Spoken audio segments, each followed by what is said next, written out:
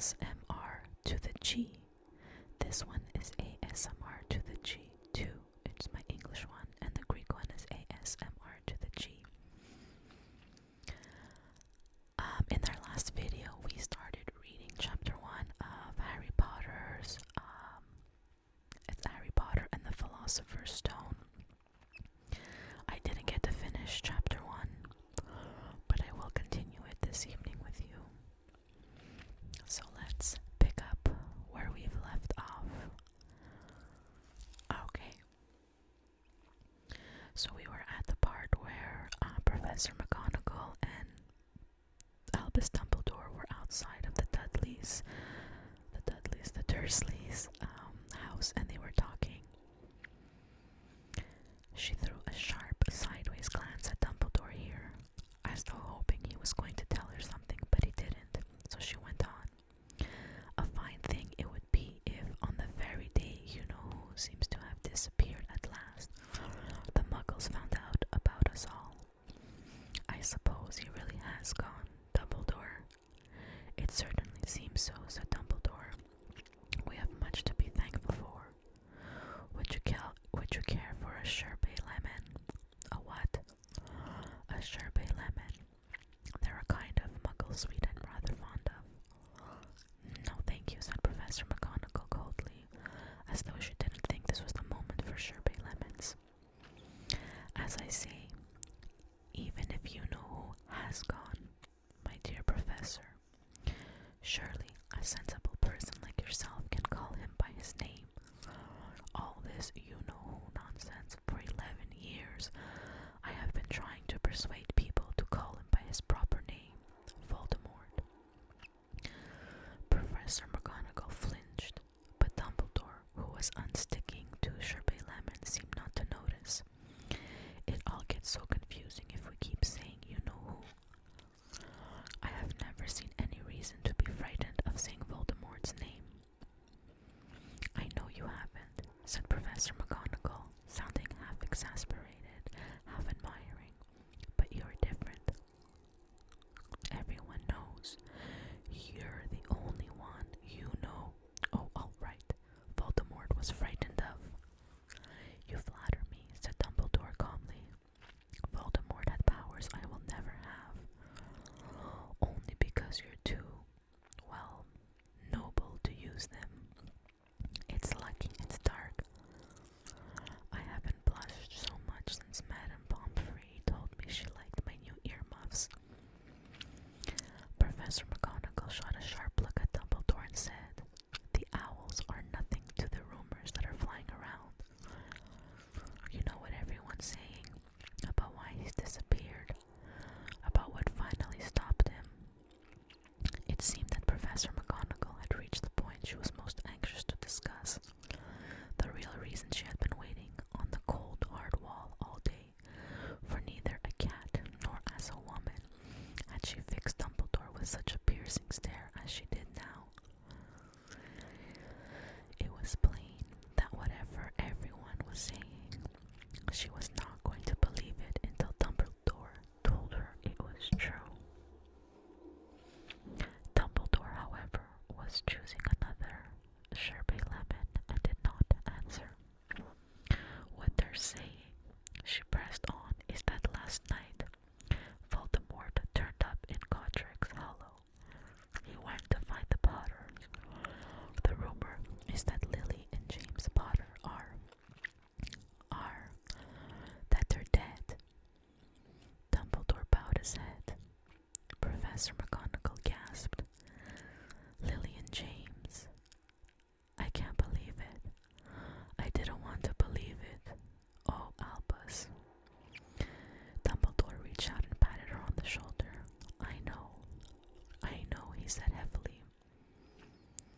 Professor McGonagall's voice trembled as she went on. That's not all.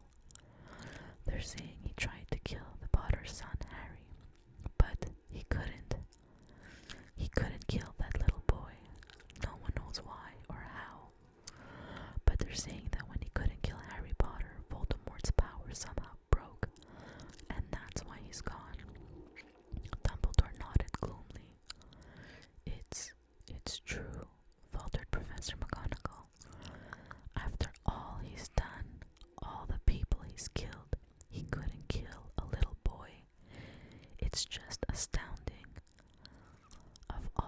things to stop him. But how in the name of heaven did Harry survive? We can only guess, said Dumbledore. We may never know. Professor McGonagall pulled out a lace handkerchief and dabbed at her eyes beneath her spectacles. Dumbledore gave a great sniff as he took a golden watch from his pocket and examined it. It was a very odd watch. It had 12 hands, but no numbers. Instead, little planets were moving around the edge. It must have made sense to Dumbledore, though, because he put it back in his pocket and said, "Hagrid's late." "I suppose it was he who told you I'd be here, by the way." "Yes," said Professor McGonagall. "And I don't suppose you're going to tell me why you're here, of all places." "I've come to bring Harry to his aunt and uncle. They're the only family he has left now." You can't mean the people who live here," cried Professor McGonagall, jumping to her feet and pointing at number 4. "Dumbledore, you can't. I've been watching them all day. You couldn't find two people who were less like us, and they've got this son. I saw him kicking his mother all the way up the street, screaming for sweets. Harry Potter, come and live here." "It's the best place for him," said Dumbledore firmly. "His aunt and uncle will be able to explain everything to him when he's older. I've written them a letter." "A letter," repeated Professor McGonagall faintly, sitting back down on the wall. "Really, Dumbledore? You think you can explain all this in a letter? These people will never understand him. He'll be famous, a legend. I wouldn't be surprised if today was known as Harry Potter Day in future. There will be books written about Harry. Every child in our world will know his name." "Exactly," said Dumbledore, looking very seriously over the top of his half-moon glasses. "It would be enough to turn any boy's head. Famous before he can walk and talk. Famous for something he won't even remember. Can't you see how much better off he'll be growing up away from all that until he's ready to take it?" Professor McGonagall opened her mouth, changed her mind, swallowed, and then said, Yes, you're right, of course.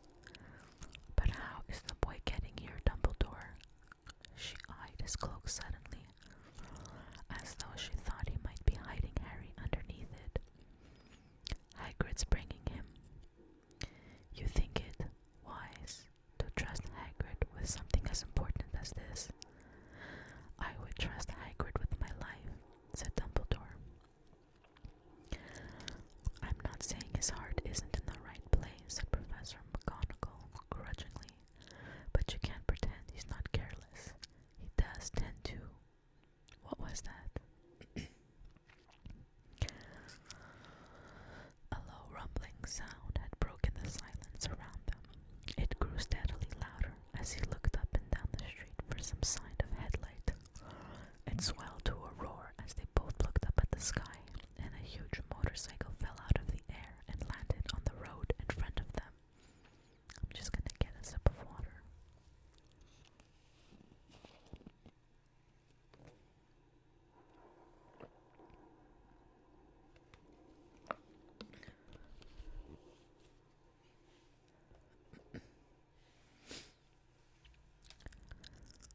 If the motorbike was huge, it was nothing to the man sitting astride it.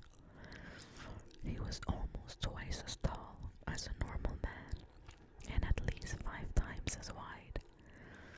He looked simply too big to be allowed, and so wild, long tangles of bushy black hair and beard hid most of his face, and had hands the size of dustbin lids, and his feet in their leather boots were like baby dolphins. In the vast muscular arms, he was holding a bundle of blankets. "Hagrid," said Dumbledore, sounding relieved, "at last. Where did you get that motorbike?" "Borrowed it,"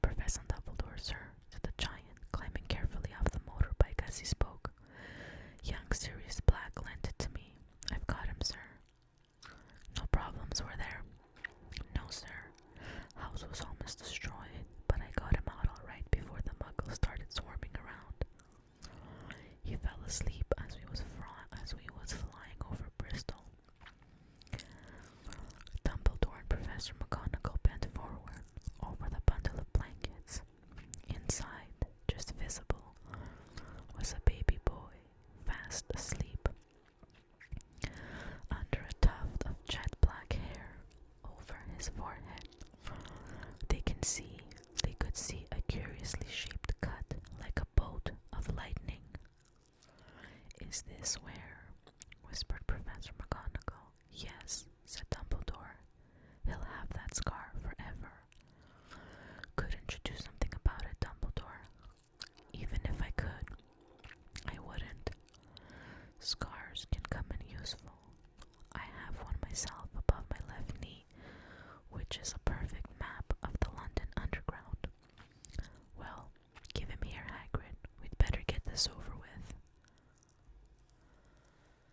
Dumbledore took Harry in his arms and turned towards the Dursleys' house. Could I say goodbye to him, sir?" asked Hagrid. He bent his great shaggy head over Harry and gave him what must have been a very scratchy, whiskery kiss. Then suddenly Hagrid let out a howl like a wounded dog. "Shh!" hissed Professor McGonagall. "You'll wake the Muggles." "Sorry," sobbed Hagrid, taking out a large spotted handkerchief and burying his face in it. "But I can't stand it. Lily and James dead, and poor little Harry off to live with Muggles." Yes, it's all very sad, but get a grip on yourself, Hagrid, or we'll be found," Professor McGonagall whispered, patting Hagrid gingerly on the arm as Dumbledore stepped over the low garden wall and walked to the front door. He laid Harry gently on the doorstep, took a letter out of his cloak, tucked it inside Harry's blankets, and then came back to the other two. For a full minute, the three of them stood and looked at the little bundle. Hagrid's shoulders shook. Professor McGonagall blinked furiously, and the twinkling light that usually shone over Dumbledore's eyes seemed to have gone out. "Well," said Dumbledore finally, "that's that. We've no business staying here. We may as well go and join the celebrations." "Yeah," said Hagrid in a very muffled voice. "I'd best get this bike away. Good night, Professor McGonagall." "Professor Dumbledore, sir." Wiping his streaming eyes on his jacket sleeve, Hagrid swung himself onto the motorcycle and kicked the engine into life. With a roar, it rose into the air and off into the night. "I shall see you soon, I expect, Professor McGonagall," said Dumbledore, nodding to her. Professor McGonagall blew her nose in reply. Dumbledore turned and walked down the street.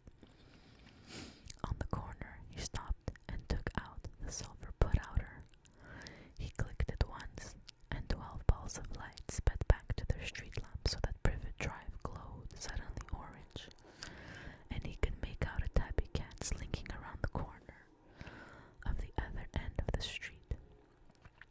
He could just see the bundle of blankets on the step of number 4. "Good luck, Harry," he murmured. He turned on his heel, and with a swish of his cloak he was gone.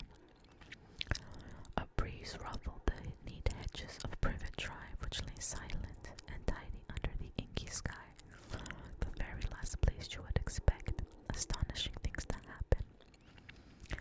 Harry Potter rolled over inside his blankets without waking up.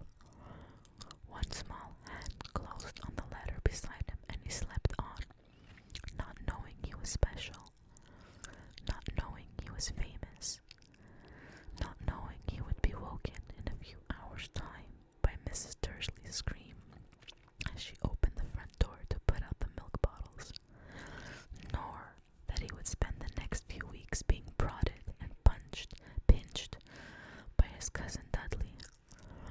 He couldn't know that at this very moment, people meeting in secret all over the country were holding up their glasses and saying in hushed voices, "To Harry Potter, the boy who lived." And this is where we will end our video for this evening. That was chapter 1 of Harry Potter and the Philosopher's Stone. Join me in one of our next videos for chapter 2. Again, if you guys have any ideas for videos you would like me to do, you can write them down in the comments. And once again, don't forget to like and subscribe. Thank you again for joining me this evening, and I will see